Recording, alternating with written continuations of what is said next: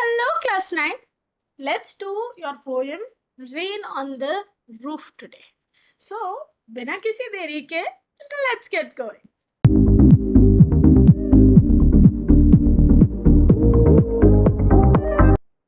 हाँ जी, बारिश. किसको नहीं पसंद यार बारिश? So imagine when the sky is covered with dark clouds and it starts raining. तुम्हें दिख रहा है मौसम, आसमान में घने काले बादल हैं, और अचानक बारिश शुरू हो जाए. Have you ever listened to the patter of soft rain on the roof? कभी घर के अंदर बैठ के वो बारिश को अपनी घर की छत पे गिरता सुना है? कितना अच्छा लगता है. क्या थॉट्स आते हैं आपके माइंड में जब आप वो मेलोडी ऑफ नेचर सुन रहे होते? रात का वक्त है और अचानक बहुत तेज बारिश शुरू हो गई. आप अपनी बालकनी में या छत पे जाके उस बारिश की बूंदों को गिरता हुआ सुन रहे हैं. कितना खूबसूरत लगता है ना वो पल. तो चलिए let's read the poem and find out कि हमारी पोएट ने क्या ड्रीम किया जब वो बारिश को सुन रही थी. Okay. When the humid shadows hover over all the starry spheres. Imagine करना, ठीक है, मेरे साथ साथ. देर रात का वक्त है, आप अपने बेडरूम में जा चुके हो, लेट चुके. आप खिड़की से बाहर देख रहे हो, आसमान में जहां रोज तारे दिखते थे, आज घने काले बादल दिख रहे हैं. तेज हवाएं चल रही हैं एंड आपको पता है कि बस कुछ ही पल में बहुत तेज बारिश होने वाली है. सो यहाँ पर ये जो ह्यूमिड शैडोज हैं, ये क्या है बच्चों? The dark clouds. होवर करना मतलब मूव करना. घने काले बादल मूव कर रहे हैं over all the starry spheres. Starry spheres वो आसमान जहां रोज रात तारे टिमटिमाते थे, एकदम घरे काले बादल आज वहां दिख रहे हैं.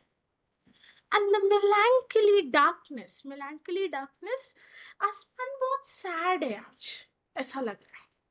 gently weeps in rainy tears, और वो आसमान अपना दुख बयां कर रहा है रो के. अब आपको ये सब बहुत अच्छा लग रहा है, लेकिन पोएट क्या कह रही है कि there is this melancholy darkness. हमारा आसमान आज बहुत उदास है एंड इसीलिए वो एकदम डार्क हो रखा है. एंड वो अपनी उदासी कैसे प्रकट कर रहा है बच्चों? रो के.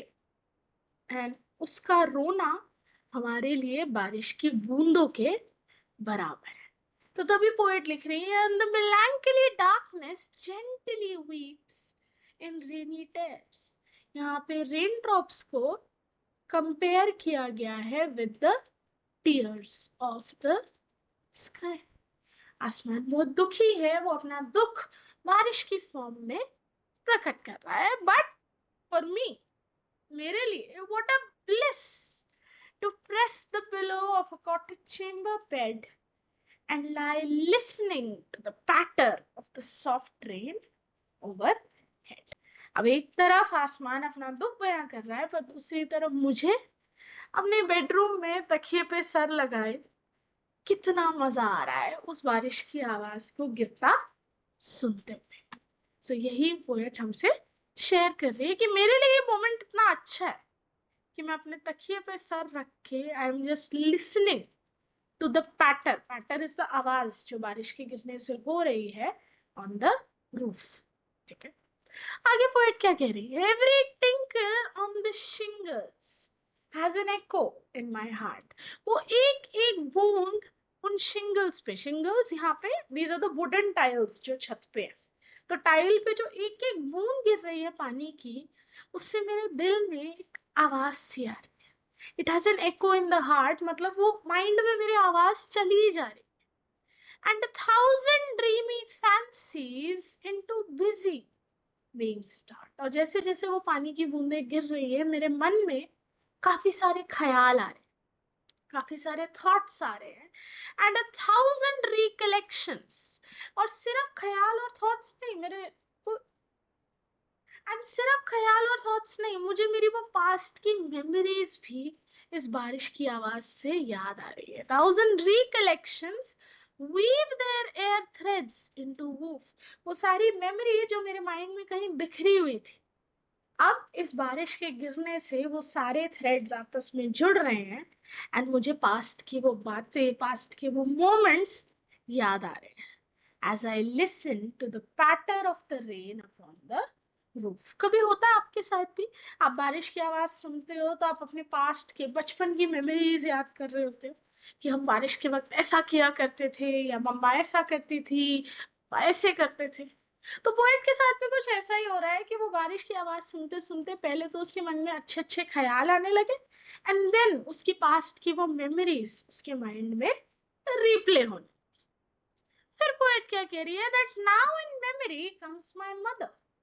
अब जब पास्ट की बात हो ही रही है तो उसको अचानक अपनी माँ की याद आती है, as she used in years agone, जैसे पहले आया करती थी। इसका मतलब in the present her mother is no more, her mother is not alive। तो अब उस बारिश की आवाज से पोएट को अपनी मदर की याद आ रही है, to regard the darling dreamers. Darling dreamer यहाँ पे कौन है, पोएट हमारी। माँ के लिए उसके बच्चे डार्लिंग्स ही तो होते हैं, प्यारे। तो हम लोग भी जब छोटे छोटे थे, पोएट कह रही है, जब भी बारिश आती थी हम माँ की गोद में जाके लेट जाते थे, एंड माँ हमारी बातें सुनती थी, हमसे बातें करती थी। वो सारे पल पोएट को अब याद आ रहे। She left them till the dawn. और बातें करते करते अक्सर हम उसकी गोद में ही सो जाया करते थे, लेकिन माँ हमें उठाती नहीं थी या हमें अपने रूम में भगाती नहीं थी। वो भी वैसी की वैसी बैठी रहती अगली सुबह तक, जब तक हम अपनी नींद नहीं उठते। Dawn is the time of sunrise. वो हमें कुछ नहीं कहती। Oh, I feel her fond look on me.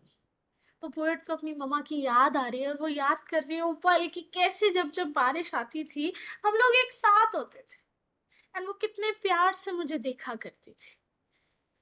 As I list to this refrain which is played upon the shingles by the patter of the rain। तो poet कह रही है, जैसे ही ये बारिश वापस गिरना शुरू हुई, इसकी एक एक बूंद की आवाज से मेरी पास्ट की जो मेमोरीज का थ्रेड एक साथ जुड़ा, और उसने मुझे मेरी माँ की याद दिलाई। कैसे मेरी माँ मुझे इतने प्यार से देखा करती थी, मेरे साथ बातें किया करती थी बारिश की वक्त। इस पैटर ऑफ द रेन ने मुझे वो सब याद दिला दिया। सो ये थी हमारी पोयम रेन ऑन द। तो लाइन बाय लाइन एक्सप्लेनेशन तो हमने देख ली बच्चों, एंड वर्ड मीनिंग्स भी मैंने आपको राइट साइड टॉप बॉक्स में दे दिए सारे। अब देखते हैं इस पोएम के फिगर्स ऑफ स्पीच। बहुत easy 5 he figure of speech है इस पोएम में। सो पहला है एलिट्रेशन। याद है alliteration as a figure of speech क्या होता है? When there is repetition of two or more than two words, the first letters in a sentence.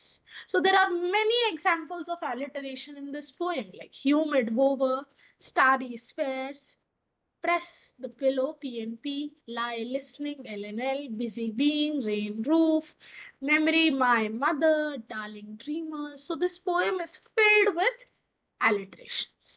उसके बाद दिस onomatopoeia। नाउ onomatopoeia आप लोगों के लिए एक न्यू फिगर ऑफ स्पीच है। onomatopoeia as a figure of speech कहता है कि जब हम साउंड्स को वर्ड्स में लिखें, लाइक पैटर, बारिश के गिरने की वो आवाज, उसको हमने एक वर्ड दे दिया पैटर, टिंकल।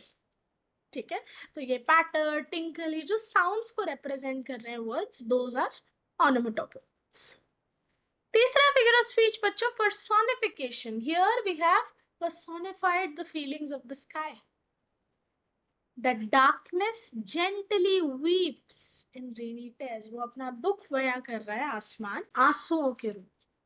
ठीक है, दैट एक्शन ऑफ वीपिंग, रोना, यूजुअली एक इंसान करता है, बट यहाँ आसमान कर।